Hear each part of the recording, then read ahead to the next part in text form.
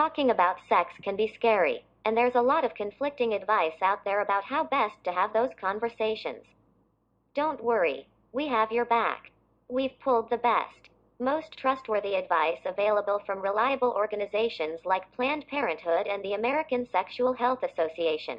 Part 1. Starting the conversation. Number 1. Talk about intimacy before you get to the bedroom, if possible. Bringing up sex ahead of time can help you and the person you're into become more comfortable with each other. If you're seeing someone, ask them about the right time to take things to the next level, how they feel about sex, and about their likes and dislikes. Try asking, when do you think is the right time for couples to start having sex? We should have a talk about when the right time for us will be. If you're not dating the person you're into, you might not have the opportunity to have a conversation in advance. Before going all the way, be sure to get clear consent and discuss safe sex options. Number 2. Bring up sex in a comfortable, relaxed environment. Make sure you and your potential partner have privacy when you ask them if they're interested. Help them feel safe and comfortable, and try to read their body language to ensure they feel at ease. You don't necessarily have to talk about sex alone in a room with the door closed. You might be on a date at a restaurant or other public place when you bring up having sex. Be mindful of those around you. Don't ask your partner about sex when lots of people are within earshot. You don't want to put them on the spot or embarrass them. Number 3. Be honest about how your potential partner makes you feel. Be straightforward, warm, and polite. And don't try to put on an act or drop cheesy pickup lines. Just be yourself and tell the person you're into how you feel. Let them know you find them attractive, but make sure any compliments you offer are sincere. Try saying, when we kiss, I feel like electricity's running through my body. I don't mean to put on any pressure or anything, but I'd really like to take things to the next level. Be courteous and respectful. Don't go into a vivid description of what you want to do with them if they aren't ready for sex. This could put them off. Number 4. Try to keep the conversation lighthearted. Talking about sex doesn't have to be super serious.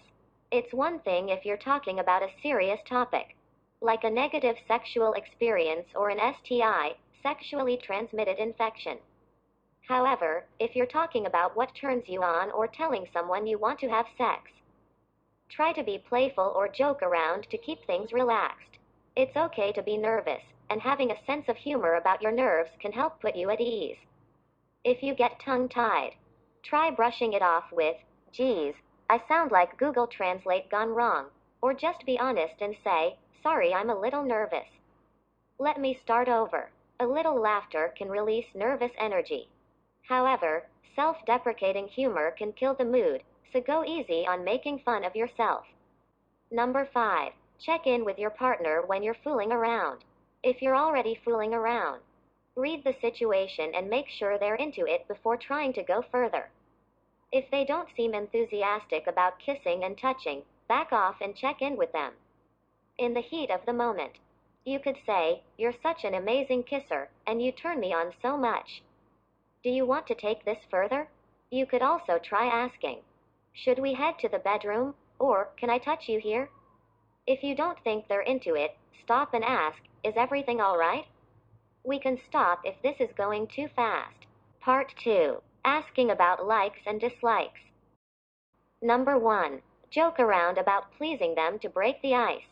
Let them know you want to make the experience as enjoyable as possible. You don't have to get awkward and directly ask, what ways do you like having sex? Instead, express that you care about their likes, dislikes, and boundaries in an appealing, relaxed way. While it's helpful to talk about likes and dislikes ahead of time, talking about turn-ons can also be really sexy in the moment. Say something like, so where's your favorite spot to be kissed?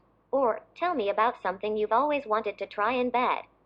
Number 2. Let them know you won't judge them. Asking someone what they enjoy sexually or what they fantasize about puts them in a vulnerable position. Let them know that they can trust you and that you won't laugh at them or judge them. Confiding something about yourself first can help them feel more at ease with you. Try telling them how you like to be touched or a position that you enjoy. Talking about preferences in advance can make sex more enjoyable, but you don't need to go overboard and make each other uncomfortable. You and the person you're into don't have to share your deepest, darkest fantasies, especially if you don't know each other very well. Number 3. Mention what you like, but don't brag about your sexual exploits. It's one thing to say that you like having your ear nibbled on or neck kissed.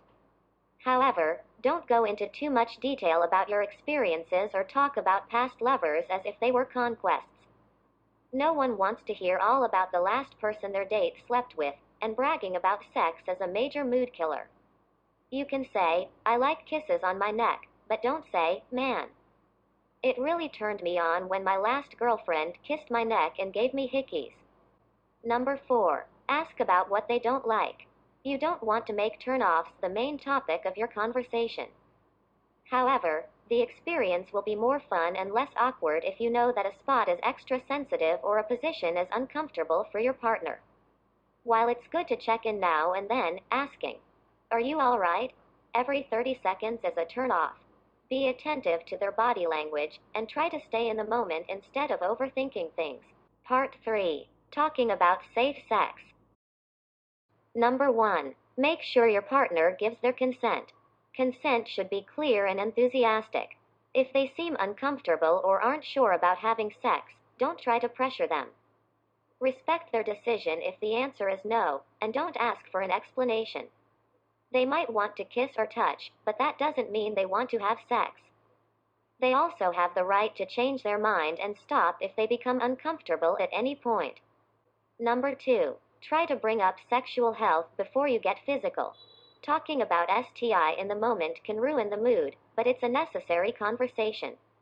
Ask your partner if they've been tested within the last 6 months, and inform them about your sexual health in advance. It's best to talk about sexual health when you and your partner are thinking clearly. You're less likely to make informed decisions in the heat of the moment. If you're already fooling around and haven't had the conversation, don't feel bad about looking out for your health. If they're sexually active and haven't been tested recently, your best bet is to cool things off until they've been screened. Number 3. Ask what kind of contraception they prefer to use. Always practice safe sex, even if you and your partner have been screened and tested negative for STI.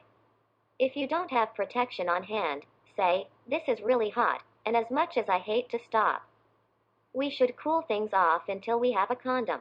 Talking about safe sex doesn't have to be a turn-off. For example, try asking what kind of condom feels best or if they like flavored or textured varieties. Try to be positive when you bring up safe sex.